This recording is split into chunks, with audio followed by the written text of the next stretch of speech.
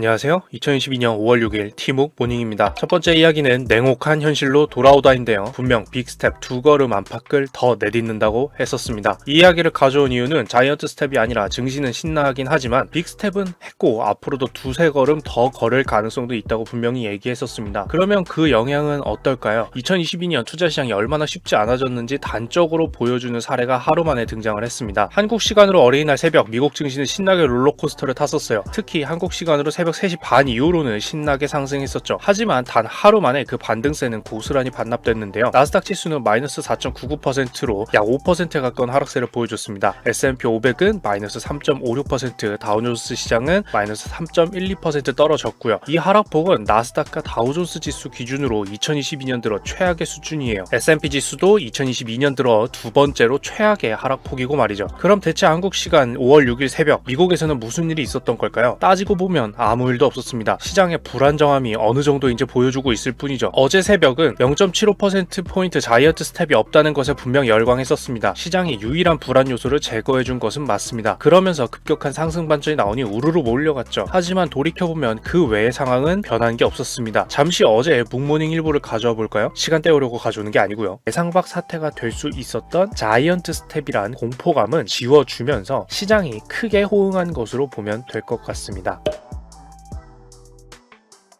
자, 2022년 5월 5일 보시다시피 이면에는 오히려 빅스텝 두어 번 있을 수 있다는 이야기가 있었죠. 그리고 시장 상황도 나아질 건 없습니다. 예상외 어마어마한 좋은 실적을 보여주는 기업이 등장한 것도 아니었고 실물 경제에서 좋은 모습을 보여주는 일도 없었죠. 굳이 경제 상황에 대해 따지고 본다면 어떨까요? 5월 5일 어제 영국은 기준금리를 4회 연속 0.25%포인트씩 인상해서 총 1%포인트의 금리 인상이 단행되었고요. 이는 13년 만에 최고 상승 수준입니다. 그만큼 물가 상승을 잡아야 한다는 또 다른 국가의 행동이 있겠죠. 이는 유럽연합의 금리 인상을 자극할 것이 뻔했고요. 그 외 신흥국들을 포함해 많은 국가에서 긴축에 추가적으로 나서고 있습니다. 브라질 중앙은행은 현지 시간 5월 4일 한 번에 1%포인트에 가까운 금리 인상을 통해서 11.75%의 금리에서 12.75%로 금리 인상을 했어요. 인도도 역시 같은 날 0.4%포인트 금리 인상을 했었죠. 또한 홍콩, 사우디아라비아, 아랍에미리트, 카타르, 바레인 중앙은행도 현지 시간 5월 5일 0.5%포인트의 금리 인상이 있었습니다. 더불어 코로나 바이러스 재확산으로 인한 중국의 봉쇄 정책은 인구 1200만 명의 장저우시도 전면 봉쇄에 돌입하게 만들었고요. 베이징도 이를 면하기 힘들어 보인다는 소식이 더해졌습니다. 베이징의 지하철역 중 13%가 폐쇄되었다고 하는데요. 이 상태는 상해 봉쇄에 이어서 이루어지고 있는 것이고 말이에요. 그 외에도 미국 증시에 상장된 중국 기업 80여 곳에 대해서 상장 폐지 예비 명단에 추가하는 일이 있었죠. 중국 기업이 제대로 된 자료 제출을 하지 않는다는 이유지만 결과적으로 미국과 중국의 사이가 쉽사리 호전되지 않는 모습을 세상에 보여준 셈입니다. 세계 평화 분위기도 호전된 건 없다는 거죠. 우크라이나 침공 사태도 당연히 포함해서 말이에요. 이것들 모두 예상되고 있었던 일이지만 단 하나도 예상 밖의 호전을 보여주지 않는다는 점은 또 다른 의미가 있다고 볼 수 있었습니다. 모든 문제의 총합은 또 다른 문제를 야기할 수 있는 거니까요. 결국 현재 위험자산 투자 시장, 즉 주식시장은 역시 무조건적인 괜찮아, 낙관론 속에 가자는 끝난 모습을 보여준 것 같습니다. 상황이 더 나빠진 것은 아니지만 아무것도 실제로 나아진 것은 없고 긴축만이 남았다는 것을 깨달은 것이죠. 혹자는 이걸 두고 현실로 돌아오라고 표현하기도 했네요. 두 번째로 가져온 이야기는 연착륙과 경착륙입니다. 이 용어 설명을 가져온 이유는 경기 침체 또는 금리 인상기에 항상 나오는 단어인데요. 이참에 좀 느낌을 확실히 이해하고 가볼까요? 연착륙이란 영어로는 소프트 랜딩인데요. 부드럽게 착륙한다고 해서 여러분들이 비행기를 타고 있는데 착륙할 때를 떠올려보죠. 바퀴가 활주로에 닿는 그 순간에 비행기를 조종하는 기장이 정말 각도를 적절하게 조절해서 충격이 거의 전달되지 않는 거예요. 이게 최근에도 그런지 제가 비행기 타본 지 오래돼서 잘 모르겠지만 한국 기장분들의 실력이 워낙 출중해서 예전에는 해외 비행기 타다가 한국 비행기 타면 이착륙할 때 너무 부드러워서 한국 비행기 탔구나라고 생각할 정도였던 때도 있었습니다. 이걸 경제에 대입하면 경제는 성장하다가 하락하는 구간이 나올 수밖에 없습니다. 계속해서 오르고 내리고를 반복하죠. 그런데 그 하락하는 구간에서 피해를 최소화하는 것입니다. 과거보다 좋진 않지만 망한다 소리는 덜 나오게 만드는 것이죠. 증시가 떨어지겠지만 단기간의 폭락은 아니게 만들고 사람들이 받은 대출, 즉 빚은 성장할 때보다 부담되겠지만 파산하는 사람이 최대한 덜 나오게, 소비가 줄어들긴 하겠지만 먹고 사는 것인 기초생활조차 죽을 만큼 힘든 것은 아니게 만드는 거예요. 반면에 경착륙이란 영어로는 하드랜딩이죠. 그리고 앞글자 경은 강하게 라는 의미로 쓰였어요. 연착륙과 반대로 부드럽지 못하고 투박하게 우당탕 쾅쾅 하면서 착륙하는 거죠. 착륙이긴 한데 어떻겠어요. 여러분들 기분 좋게 여행 갔는데 비행기에서 덜컹 크게 하면 아마 민원을 넣겠다고 하는 분들도 보신 적 있을 수는 있는데요. 근육이나 관절에 디스크 등의 사유로 통증이 있으신 분들이라면 충분히 부담스러울 정도로 충격이 전달되기 때문에 이해할 수 있는 부분이죠. 더불어 단순히 타고 있는 승객들이 부담을 느끼는 수준을 넘어서 비행기 자체에도 부담을 주고 고장을 일으키는 수준이 되는 것을 이야기하는 게 경착륙입니다. 탑승한 사람도 놀라고 비행기도 구조적으로 문제가 생길 수준인 거죠. 이걸 경제에 그대로 대입하면 경기가 심하게 화랑이다가 적당히 수그러드는 것은 좋은데 그 수준보다도 심각하게 하락해서 탑승하는 승객뿐만 아니라 경제 전체에 큰 상처를 남길 정도로 하락하는 거죠. 쉽게 이해하자면 이거 소비도 팍팍 줄여서 절약하고 자산 같은 것도 되도록 사지 말고 투자도 줄여야겠다가 경제에 깊게 남아서 기업의 생산량도 본래 능력보다 크게 줄어드는 선택을 하게 되고요. 즉 모든 경제활동이 현저하게 이루어지지 않게 되는 겁니다. 실제 경제 성장률 자체가 크게 훼손되는 거죠. 결국 위기를 넘기고 나서도 성장 동력 자체가 쉽게 회복되지 못할 상황이 되는 거예요. 다시 날아야 할 비행기에 날개 또는 엔진에 문제가 생긴다면 다시 이륙하는 때까지 엄청난 검진과 문제 해결이 필요한 것과 마찬가지입니다. 그럼 이제 경제가 좋지는 않지만 심각하게 상황이 돌아가는 게 아니라면 연착륙이 진행 중인 것 같네 라고 말하거나 많은 부분에서 폭락이 나오고 사람들의 허리띠를 조이다 못해 허리 디스크가 걸리겠다 싶을 수준이라면 연착륙에 실패하고 경착륙으로 진행되는 것 같다고 하는 거죠. 자, 오늘 다뤄본 이야기 두 가지 중에서 첫 번째는 미국 증시 단 하루 만에 급반등한 물량을 모조리 반납한 모습에 대해서였고요. 함부로 접근해선 안 되는 상태임을 보여주고 있었습니다. 두 번째는 금리 인상과 경기 침체 이야기가 나올 때 또는 경제 확장 국면이 끝났다는 말이 나올 때 자주 뉴스에 등장하는 연착륙과 경착륙에 대해서 알아봤는데요. 이런 단어를 쓰는 이유는 경제는 항상 확장할 수가 없고 확장과 수축을 반복하기 때문에